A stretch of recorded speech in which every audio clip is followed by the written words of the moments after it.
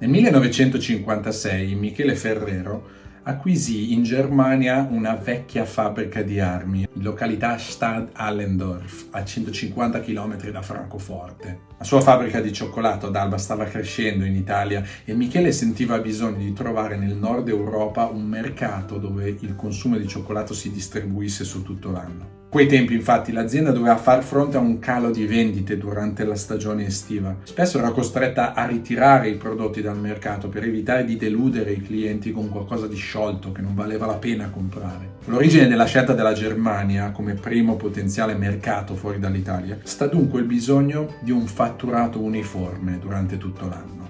Ma come entrare in questo nuovo contesto? Come promuovere un bene superfluo come il cioccolato in un paese ancora sommerso dalle macerie del conflitto? E soprattutto, come superare il pregiudizio dei tedeschi in anni in cui era molto forte in Germania la percezione post-bellica degli italiani come traditori? Fu il limite la risorsa immaginativa di Ferrero, il bisogno di impulso per uscire dal tracciato e l'ostacolo, lo stimolo per la creatività. La fabbrica di Stad Allendorf, dove un tempo i nazisti producevano armi, venne riconvertita in uno stabilimento dolciario. I rigidi inverni del nord e i riscaldamenti bassi divennero incentivo a introdurre liquore nel cioccolato. Il morale a terra dei tedeschi fu stimolo ad aggiungere una ciliegia al prodotto per scaldare gli animi e creare motivi di festa quotidiana. Commentava Ferrero poi in Vecchiaia. La Valeria tedesca aveva bisogno di essere confortata, di sentirsi bene ogni giorno, di potersi fare un piccolo regalo. Poteva funzionare tra fidanzati, tra marito e moglie e non c'era bisogno di aspettare feste o ricorrenze. Nacque così Mon Chéri, il primo prodotto a sfondare nell'immaginario teutonico. Nacque come un gesto d'amore, come un corteggiamento galante, come un segno di profonda stima e non solo come una straordinaria lettura commerciale. E fu proprio Ferrero a suggerirlo, indicando nel cioccolatino non solo la sua opera più cara, ma anche il vero e proprio inizio della sua avventura. Fu con Mon Chéri che trovò infatti il suo linguaggio e fu grazie al mio caro con la ciliegia dentro che scoprì come rendersi vicino ai suoi clienti, non più solo in Italia, ma potenzialmente ovunque nel mondo. Ecco come confidò a Mario Calabresi il ricordo di quel suo inizio. Cominciai ad andare dai distributori con l'idea di vendere cioccolatini in pezzo singolo, con dentro il liquore e la ciliegia. Mi dicevano che bisognava fare delle scatole, non degli incarti singoli, perché solo quelle si potevano mettere sugli scaffali dei negozi e quelle si vendevano. E io rispondevano che stavano mesi sugli scaffali e le persone le compravano solo per le grandi occasioni, per fare regali.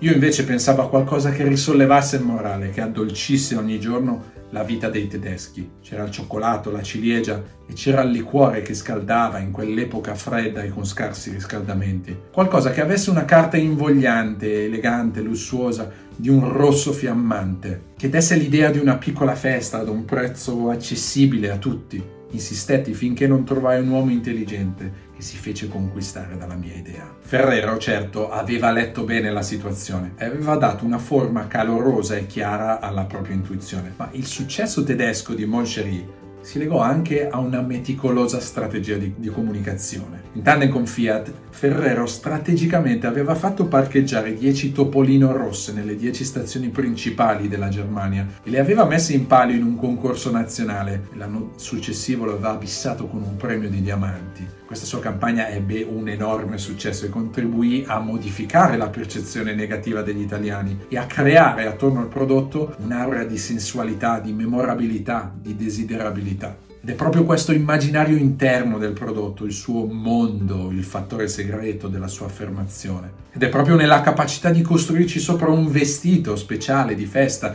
di dare forma tangibile a una storia, o come la chiamano i filosofi tedeschi, a una Weltanschauung. Proprio lì che troviamo il cuore e la prima manifestazione compiuta della via ferreriana all'originalità. Ma come si fa a dotare un prodotto di una vita? Come si costruisce il suo immaginario? Beh, innanzitutto leggendo, innanzitutto amando. Leggere i bisogni nasce da un dialogo autentico con chi vive e usa, dal contatto diretto con la realtà concreta. Era stato così anche per suo padre, che aveva migliorato la sua crema alla nocciola a partire dai riscontri dei clienti, grazie ai quali aveva scoperto la via dal palato degli operai a quello dei bambini. Allo stesso modo anche per Michele l'impeto all'originalità trae linfa dal rapporto di simpatia profonda con la Valeria, l'avatar del proprio cliente ideale, e dalla rielaborazione creativa del quotidiano, dalla sua trasformazione festiva. Solo chi ama può stupire l'amato,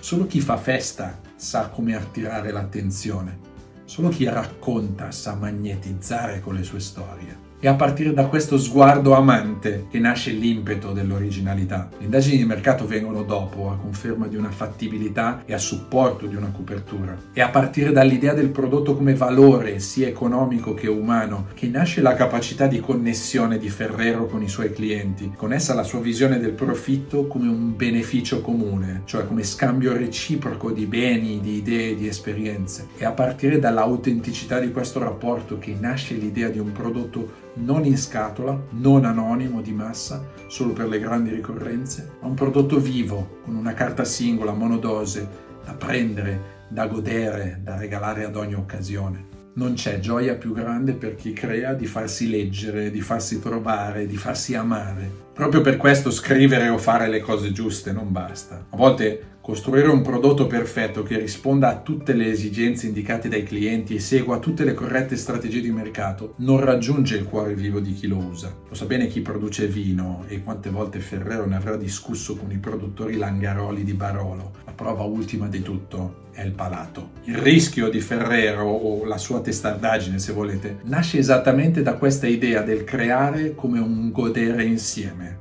del fare non come una perfezione immediata, ma come un accumulo progressivo, una dilatazione costante e un perfezionamento continuo nel tempo. Nascono allo stesso modo le storie che ci appassionano di più e che fanno la letteratura, le storie che rimangono vive perché lette, che crescono perché riscaldano chi le accosta. Per costruire storie o prodotti così, per fare innamorare in questa maniera, il vestito, la presentazione, l'etichetta sono fondamentali. È per questo motivo che non possiamo non nominare l'abito rosso luccicante di Monchery come fattore determinante del suo trionfo. Il disegno dell'incartamento è la forma visiva del gusto, un anticipo esterno della storia, una premonizione della sorpresa interna. Pensate per analogia all'impatto che una copertina di un libro o l'etichetta di un vino hanno sulle nostre decisioni di acquisto o alla reazione che avreste davanti a un prodotto confezionato in carta regalo. Nell'abito rosso del suo cioccolatino, così, Ferrero anticipa e riflette la logica rischiosa che consacrò la straordinaria crescita internazionale del Made in Italy negli anni del boom. Una logica interamente centrata sulla volontà di stupire, sulla voglia di farsi notare, sull'intento di incantare. E nulla può sedurre di più del rosso placcato. Lo sapeva bene Enzo Ferrari che nel 1956, lo stesso anno in cui apparve Monchery, lanciò la Dino, la sua prima auto per la strada dedicata al figlio prematuramente scomparso. Lo sapeva bene anche Ettore Sottsass che un decennio più tardi, con la Valentine,